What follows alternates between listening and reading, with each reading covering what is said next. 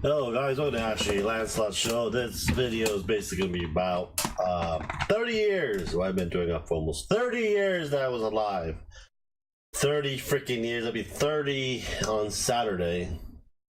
Yeah, birthday's coming up. So I'm talking about a little bit 30 years generalized about my life I've been doing so far. Well, I was born in 1989 after the big earthquake, actually before the big earthquake in San Francisco.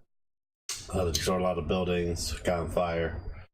But I lived with my mom and my biological mother since I was 2. Then when I was 2, I moved to LA with my mother. My father and my biological mother never got married. They separated. Then I was with my mother since I was 2 to, I would say, end of 4th grade, so I would say about 8-9 years old. I would live with my grandparents, my 2 uncles, my aunt. Don't know much about it. I know that my mom used to own a clothing store with my grandmother in a flea market setting in LA, in K-Town. I had a lot of friends, childhood buddy friends. Some of them I still talk to until today, and some of them I don't talk to anymore. Just disconnection stuff from it. And towards the end of 4th, something major happened. Then I moved in with my dad. Finished my 4th grade and 5th in Woodrow Wilson. There was a John Muir in San Leandro from 6th to 8th. A lot of crazy stuff, met a lot of cool friends. That's how I got into Magic the Gathering more, Yu-Gi-Oh, Pokemon.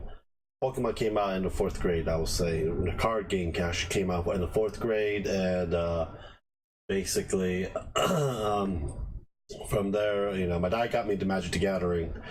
My first console was from Nintendo, then my uncle had a Sega Genesis after.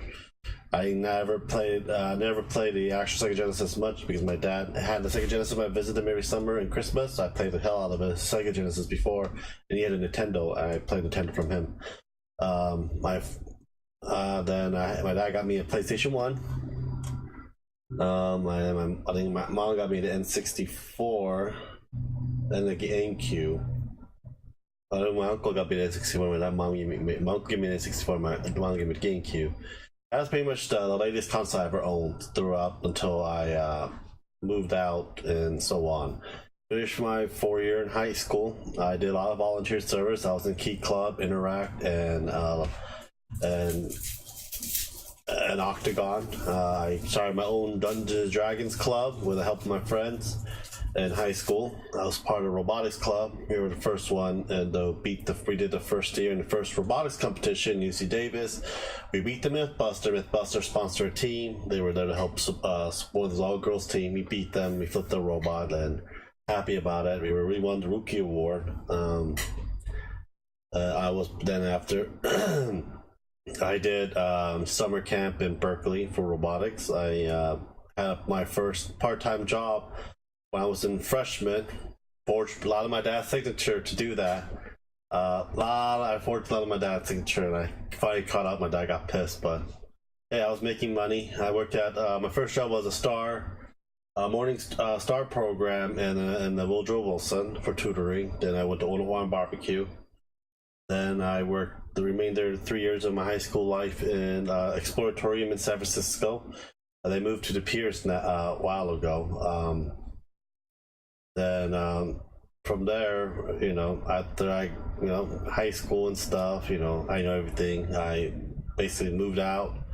I had a part-time job, and I had a full-time job at a hotel in Personality Hotel in San Francisco. I worked in 6 to 8 hotels, and they start selling hotels off left and right. But most of my main hotel I worked at was Hotel Diva, Hotel Union Square, and Hotel Metropolis. Those were the 3 main ones for it. Didn't have a car. I had BART. That's basically a transit system and bus for it. Made very good money. I usually worked a lot of grave shift. From there, when I was turning close to 19, 20 years old, I didn't see purpose in life, so I moved all the way down to Moved all the way down to LA. My stepmom didn't like it, like the idea of me moving down to LA. My stepmom actually took care of me a lot the remainder of my years. They supported me a lot. My dad was basically the fun, disciplined guy. My stepmom was a disciplined person, but she's very fun to be around with. Especially, she actually bought me a lot of stuff when I was young. My brother was born when I was in freshman high school, so I was very happy to get a brother. My brother Lucas. Now he's a pretty boy. He's going to be going to junior starting in September. Talking to you, Lucas. You're my pretty boy brother. I don't care. You better get those grades up, because if not, that brother's coming down September and it's going to body slam you. All 200 pounds of it. Yes. I love my brother. I love my two moms. I love my dad. Yeah, my stepmom did not like the idea, but I did. Then I worked at the Greystone hotel, the hotel by Beverly Center in LA. I was there for about a year. I had a lot of up and down breakup. A lot of up and down breakup led me to a lot of mental breakdowns because I'm a very attached person.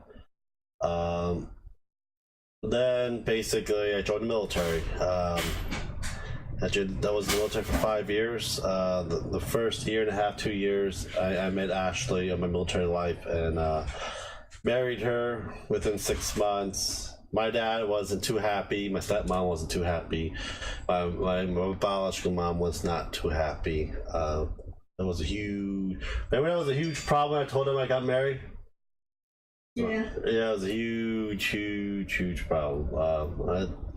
We're almost married 8 years now, so basically we're like, we're not going to divorce anytime soon. We're happy with each other and everything else for it. Had several accidents in the military. They, instead of fixing me, they just heavily medicated me. More problems happened when I was stationed in Japan. From Japan, I was there for 2 years. That's when I bought a lot of these Japanese toys and everything else. Started selling and buying them. Because I love anime, I love video games. Always have, always been.